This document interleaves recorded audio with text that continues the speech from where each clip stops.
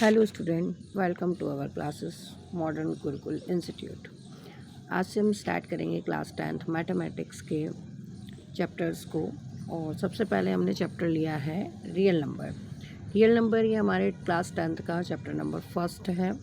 सबसे पहले हम जानते हैं कि इस चैप्टर में हम किस चीज़ के बारे में पढ़ते हैं, क्या हमारा इसका मेन टॉपिक है वो। जैसे कि चैप्टर का नाम है रियल नंबर, तो रियल नंबर के अंदर सबसे पहले हम देखते हैं कि what is a real number. Real number होता क्या हैगा। तो real number include all rational and irrational number, any number that can be represent on a number line is a real number. अच्छा बच्चा, आप लोगों को सभी को पता होगा कि जब हम लोग क्लास 9th में थे तो आप लोगों ने देखा होगा कि क्लास 9th के अंदर हम क्या करते थे, एक्सरसाइज 1.2 या 1.3 थी हमारी, उसमें हम देखते थे कि √5 को या फिर √3 को हमें एक नंबर लाइन पे इस तरीके से डिनोट करना रहता था, ठीक है। और उसका हम यहाँ पर जैसे कि 0 और यहाँ पे हमें पता है 1 एंड 2 एंड 3। तो जब हम छोटे थे तो हम सबसे पहले क्या सीखा करते थे कि भाई हमें 3 को रिप्रेजेंट करना है, या -1 या -2 को हमें रिप्रेजेंट करना है। तो हम डायरेक्ट यहाँ से 0 से जाते थे और यहाँ पे इस तरीके से चले जाते थे, ठीक है। फिर हमने 9th में सीखा था कि वही √2, √3, √5 को कैसे हम रिप्रेजेंट करते थे। तो हम इस तरीके से एक आर्क को बनाया करते थे और इस तरीके से लाइन को उसमें ड्रॉ करके जो भी हमारा नंबर हुआ करता था उसके अकॉर्डिंग हम बनाया करते थे, ठीक है। तो रियल नंबर होते क्या है एग्जैक्टली? रियल नंबर वो नंबर होते हैं जिन्हें हम नंबर लाइन पे, जो हमारी ये नंबर लाइन होती है उस पर हम रिप्रेजेंट कर सकते हैं। उन सभी नंबर्स को हम क्या कहते हैं? रियल नंबर कहते हैं। फिर चाहे वो आपका नॉर्मल 1, 2, 3 पॉजिटिव नंबर हो, या आपका -1, -2, -3 नेगेटिव नंबर हो, या फिर वो आपका √5, √2 है ना, √3, √7 नंबर हो। ये सभी नंबर ही किस में आते हैं? रियल नंबर में आते हैं, ठीक है। अब इनके अलावा हम और नंबर के बारे में देखते हैं। देखिए क्या लिखा हैगा यहाँ पे टॉपिक पे हमारे कि क्लासिफिकेशन बेस्ड ऑन फैक्टर। अब क्लासिफिकेशन बेस्ड ऑन फैक्टर, ये जो मैंने टॉपिक लिया है इसमें ये है कि हम जो इस चैप्टर के अंदर पढ़ने वाले हैं उन सभी चीज़ों के बारे में हम देखते हैं कि एक तो हम इसमें पढ़ते हैं प्राइम फैक्टर, ठीक है। प्राइम फैक्टर होता क्या है, प्राइम फैक्टराइजेशन होता क्या है, वो हम पढ़ेंगे। फिर HCF, LCM, ठीक है, इन नंबर के बारे में हमको पढ़ना है, ठीक है। सबसे पहले हम देखते हैं इसी में ही प्राइम फैक्टराइजेशन से पहले हम ये जान लें कि प्राइम नंबर क्या होता हैगा। तो प्राइम नंबर हम देखते हैं, तो प्राइम नंबर क्या होता हैगा? Numbers greater than 1 that have exactly 2 factor 1 and themselves. Example 2, 3, 5, 7, 11. Note 2 is, देखिए इसको तो हम बाद में समझेंगे, पहले हम इस जो हमारी डेफिनेशन है इसको समझते हैं। प्राइम नंबर कैसे नंबर होते हैं? ऐसे नंबर जिनका केवल 2 ही फैक्टर होता है। 2 ही फैक्टर क्यों? एक तो वो नंबर खुद और दूसरा 1। फॉर एग्ज़ाम्पल सबसे पहले हम लेते हैं प्राइम नंबर में 3 को अगर हम देखें तो 3 किसकी टेबल में आता है? सेल्फ खुद की टेबल में आता है। यानी कि 3 का जो फैक्टर होगा वो क्या होगा? 3 and 1, यानी कि 3 × 1 आप करेंगे तो = क्या हो जाएगा? 3। इसके अलावा 5 को अगर हम देखते हैं तो 5 जो है 5 का क्या होगा? 5 × 1, तो 5 बन जा 5।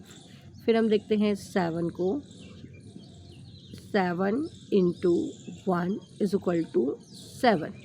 तो इन सभी नंबर को देखिए, इनके केवल 2 ही फैक्टर हैं, एक तो दैम सेल्फ यानी कि खुद वो, और दूसरा 1, ठीक है। तो ऐसे नंबर जिनके केवल 2 ही फैक्टर होते हैं, एक वो खुद और दूसरा 1, तो उन्हीं नंबर को क्या कहा जाता है? प्राइम नंबर कहा जाता है।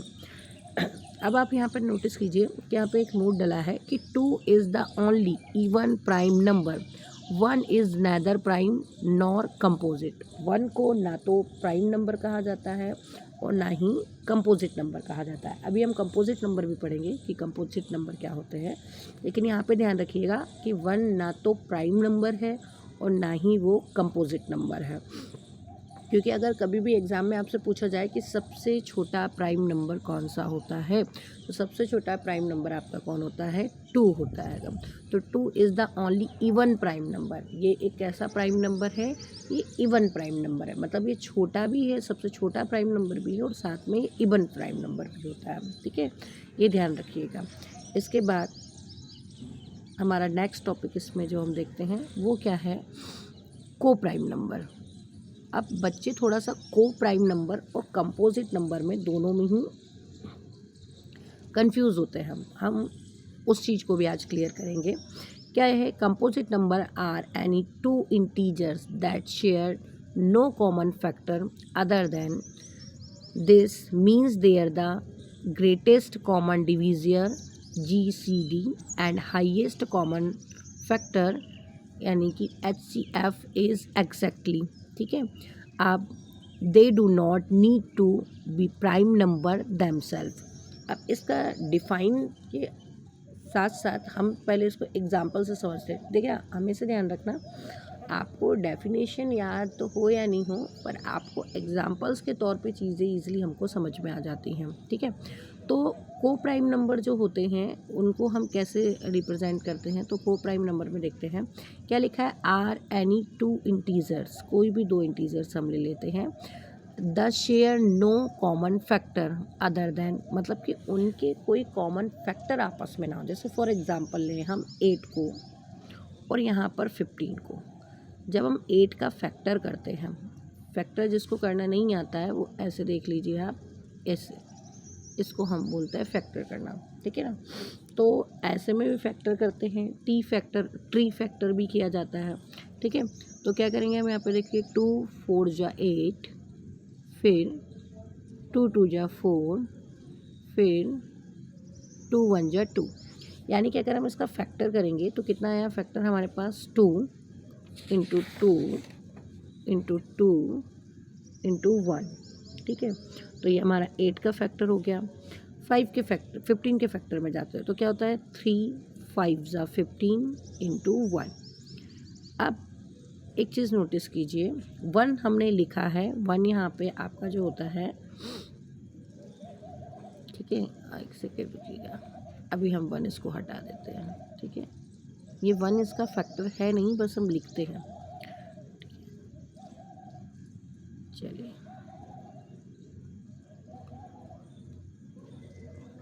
हाँ, तो 8 का जो फैक्टर निकला है वो क्या है हमारा, 2 इंटू 2 इंटू 2, और 15 का फैक्टर है हमारा 3 इंटू 5। इन दोनों में ही देखिए, इनके अपने तो फैक्टर हैं पर कोई कॉमन फैक्टर नहीं है, मतलब एक जैसे फैक्टर नहीं है।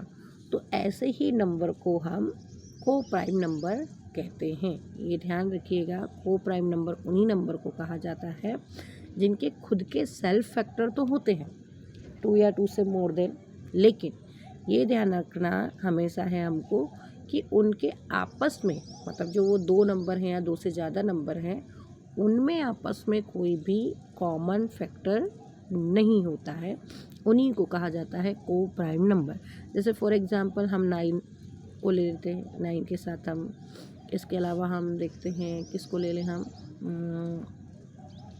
9 का फैक्टर 25 को ले लेते हैं। 9 को क्यों, 3 3 जा 9 और यहाँ पर 5 5 जा 25। तो इसमें नोटिस कीजिए कि इनके खुद के तो फैक्टर हैं लेकिन कॉमन फैक्टर नहीं है, तो इसीलिए इन्हें क्या कहा गया हैगा, को प्राइम नंबर कहा है। इसके बाद हम देखते हैं नेक्स्ट, देखिएगा कंपोजिट नंबर। कंपोजिट नंबर क्या होते हैं, a composite number is a whole number greater than 1 that has more than 2 factor. For example 4, यहाँ पे factor are 1 2 and 46 factor are 1 2 3 and 6. So these are composite number because they can be divided by number other than 1 and themselves. ठीक है। इन सभी को आप देखिए, यहाँ पे एग्जाम्पल 4 लिखा और ये अलग, ये ध्यान रखिएगा, ये अलग है, ठीक है। इसको आप हटा दीजिए, ये 4 तक तो है पर इस 6 को नहीं लेना आपको, ठीक है। ये डिजिट गलत हो गई, मैं आपको एग्जाम्पल से बताती हूँ। देखिए ये थोड़ा टाइपिंग में मिस्टेक हो गई है। कंपोजिट नंबर उन नंबर को कहा जाता है, ऐसे नंबर जिनके फैक्टर क्या होते हैं 2 से मोर देन होते हैं, उन्हें आप क्या कहते हैं, कंपोजिट नंबर कहते हैं, ठीक है। पर कंपोजिट नंबर में ये ध्यान रखना कि कॉमन नंबरों को भी निकाला जा सकता है, मतलब कि अगर 2 या 2 से ज़्यादा जो अदर नंबर होते हैं उनमें आपस में कॉमन फैक्टर भी हो सकता है काम। तो कंपोजिट नंबर फॉर एग्जांपल जैसे कि हम ले लेते हैं, यहाँ पर हमने ले लिया 27, तो 3 3 9 3 27, ठीक है। ऐसे ही हमने मान लीजिए ले लिया कितना 18, तो क्या हो जाएगा 2 इंटू 3 3 9, तो 2 3 6 6 3 18। तो ये हमारे कैसे नंबर कहलाते हैं, कंपोजिट नंबर कहलाते हैं, यानी कि ऐसे नंबर जिनके 2 से ज़्यादा फैक्टर हो सकते हैं उन सभी को हम क्या कहते हैं, कंपोजिट नंबर कहते हैं, ठीक है। आगे बढ़ते हैं। अब क्या लिखा है, अब हम पढ़ते हैं रैशनल नंबर और इरैशनल नंबर, जो हमारा इस चैप्टर का मेन टॉपिक है। अब हम वहीं पे आ गए हैं। सबसे पहले हम देखते हैंगे रैशनल नंबर। रैशनल नंबर क्या है, a rational number is a number that can be return P upon Q in the form, यानी ऐसे नंबर जिनको हम P अपॉन Q के फॉर्म में लिख सकते हैं। P अपॉन Q के फॉर्म में लिखना इट मीन्स इस तरीके से, ठीक है। एग्जाम्पल के लिए हम देखते हैं, यानी कि जैसे 3/5 माइनस, चलिए इसे माइनस मान लेते हैं, इसे हम पॉजिटिव में लिख देते हैं 5/7, ठीक है। ये सारे नंबर क्या है, रैशनल नंबर। पर कब तक, जब तक इसके अपॉन में ऐसे ज़ीरो ना आ जाए। अगर ये ज़ीरो आ गया तो ये रैशनल नंबर नहीं रह जाएगा। देखिए यहाँ पर लिखा है कि where P and Q are integer, Q not is equal to 0, जहाँ पर Q कभी भी 0 नहीं होगा, ठीक है। और एग्जांपल्स के लिए हमने क्या लिया है 6/5। ये ध्यान रखिएगा कि रैशनल नंबर में जो भी हम नंबरों को लिखते हैं वहाँ पे ये कभी भी नीचे रूट के फॉर्म में नहीं होना चाहिए, जैसे कि 3/5, ऐसे नहीं हम लिख सकते इसको, ठीक है। यानी कि नीचे कभी भी रूट का नंबर भी नहीं आता है, डिफाइन में नहीं लिखा होता है। पर याद रखिएगा कभी भी आपने हमने क्वेश्चन जब सॉल्व किए हैं जो पिछली कक्षाओं में, पिछली क्लासेस में, तो उसमें आपने देखा होगा कि जब भी नीचे रूट का नंबर होता था तो हम उसे रैशनलाइजेशन कर देते थे, है ना। ऊपर और नीचे उसका क्या कर देते थे, मल्टीप्लाई कर देते थे, उसी को हम रैशनलाइजेशन कहते हैं। तो याद रखना रैशनल नंबर किन नंबरों को कहा जाता है, ऐसे नंबर जिनको हम अपॉन में, यानी जिनका न्यूमिनेटर एंड डिनोमिनेटर होता है, जिसे हम P अपॉन Q की फॉर्म में लिख सकते हैं, उन्हें हम रैशनल नंबर कहते हैं। और ये नीचे कभी भी ज़ीरो नहीं हो सकता है और ना ही रूट का नंबर हो सकता है, ठीक है। अगला हम देखते हैं, अगला हमारा जो है टॉपिक वो क्या है, इरैशनल नंबर, इसी का opposite. Irrational number is a number that can not be return in a form of P upon Q, यानी कि जिनको हम P अपॉन Q की फॉर्म में नहीं लिख सकते हैं उनको हम क्या कहते हैं, इरैशनल नंबर कहते हैं, ठीक है। तो सबसे पहले जहाँ पर देखते हैं कि P and Q are integer and जहाँ पर Q इज इक्वल टू 0 आपका हो सकता है, ठीक है। इसके बाद it decimal form is non terminating and non repeating. यहाँ पे अगर हम देखेंगे सबसे पहले कि जिनका डेसिमल क्या होता है, टर्मिनेटिंग नहीं होता है। टर्मिनेटिंग से मतलब ये होता है जैसे कि आप ऐसे देखिएगा कि 3.333 आता जा रहा है, या मान लीजिए 5.7373, इस तरीके से आता जाता है, जिनको सॉल्व करना पॉसिबल नहीं होता है। 9th क्लास में हमने देखा था कि जैसे कि 5.53 इस तरीके से लिखा है, तो हम यहाँ पे डेसिमल हटा के और नीचे 1 लगा के और 0 बढ़ा के उसको रैशनल फॉर्म में लिख जा सकते थे। तो जिनको इस तरीके से कन्वर्ट करना ही पॉसिबल नहीं होता है, ठीक है ना, जिनकी वैल्यू का निकलना ही पॉसिबल नहीं होता है, तो उन्हीं को क्या कहा जाता है, इरेशनल नंबर कहा जाता है। पर सिंपल भाषा में हम इसको क्या समझते हैं कि देखिए कि ऐसे नंबर जिनका रूट फाइंड आउट करना क्या होता है, पॉसिबल नहीं होता है। रूट फाइंड आउट करना पॉसिबल नहीं होता है, इट मीन जैसे कि 25 को अगर मैं रूट में लिख दूँ तो 25 का रूट निकाला जा सकता है, क्या हैगा 5 × 5, और जब 2 बार नंबर रूट में है तो एक पेयर बन के ये बाहर निकल आते हैं। पर इसी जगह अगर मैं √2 की बात करूँ, √5 की बात करूँ, तो √2 और √5 एक ऐसे नंबर है जिनका रूट निकालना पॉसिबल नहीं होता है, ठीक है। तो इसीलिए ये क्या कहलाते हैं, हमारे इरेशनल नंबर कहलाते हैं। नेक्स्ट हमारे टॉपिक पे हम जाते हैं। देखिए अब हमारे इस चैप्टर की मेन जो थ्योरम है वो स्टार्ट होगी। आज जो हम क्वेश्चन नहीं करेंगे, हम केवल इसके बेसिक चीज़ों को पढ़ने वाले हैं। बेसिक चीज़ों को पढ़ने के बाद में हम इसके जो सबसे पहली जो थ्योरम है, फंडामेंटल थ्योरम ऑफ अर्थमेटिक। देखिए अगर आज से पहले मतलब जो कोरोना के टाइम का था उसमें काफ़ी आपका चैप्टर के जो टॉपिक्स हैं वो रिड्यूस हो चुके हैं। फंडामेंटल जो थ्योरम ऑफ अर्थमेटिक है, ये एक टॉपिक पहले मतलब पूरी आपकी एक एक्सरसाइज थी और काफ़ी अच्छे क्वेश्चन थे उसमें, पर फिर भी कई बार देखा गया है कि इस थ्योरम को आपसे पूछ लिया जाता है, क्योंकि आगे के जो क्वेश्चन हम निकालते हैं HCF LCM वो इसी थ्योरम पे डिपेंड होते हैं, ठीक है। तो देखते हैं इस थ्योरम में क्या है हमारा। तो एवरी कंपोजिट नंबर, यानी कि जितने भी कंपोजिट नंबर हैं, can be expressed as a product of a prime and this factorization is unique apart from the order in which is the prime factor occur। अब इसका पूरा मीन्स क्या है मैं आपको समझाती हूँ। जैसे कि आपने देखा होगा हम किसी भी नंबर का जब फैक्टर करते होंगे, जैसे 196 हमने लिखा, 196 का अब हम फैक्टर करेंगे तो 2 9 जा 18, 1 इधर गया, 2 8 जा 16, फिर हमने किया 2 4 जा 8, फिर इधर गया 2 9 जा 18, फिर देखा हमने 7 7 जा 49 और 7 1 जा 7। अब आप देखेंगे यहाँ पर तो 196 का जो फैक्टर निकला है वो क्या है आपका 2 × 7 × 7, ठीक है। तो इसमें क्या लिखा हैगा फंडामेंटल थ्योरम में कि जितने भी नंबर होते हैं आपके number can be express as a product of a prime and this factorization is unique.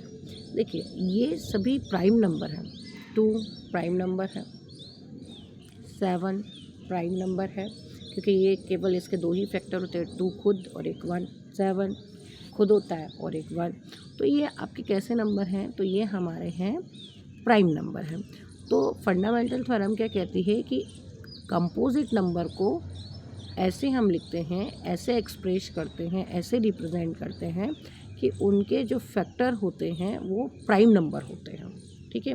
Unique इसलिए कहा जाता है क्योंकि एक सीक्वेंस में हम चलाते हैं, यानी कि पहले सबसे छोटा, फिर उससे बड़ा, फिर उससे बड़ा, फिर उससे बड़ा, उसके अकॉर्डिंग ये लिखे जाते हैं।